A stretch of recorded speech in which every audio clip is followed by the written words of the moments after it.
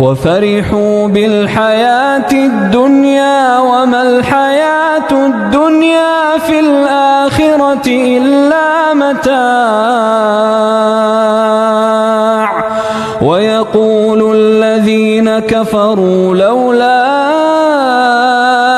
أنزل عليه آية من ربه قل إن الله يضل من يشاء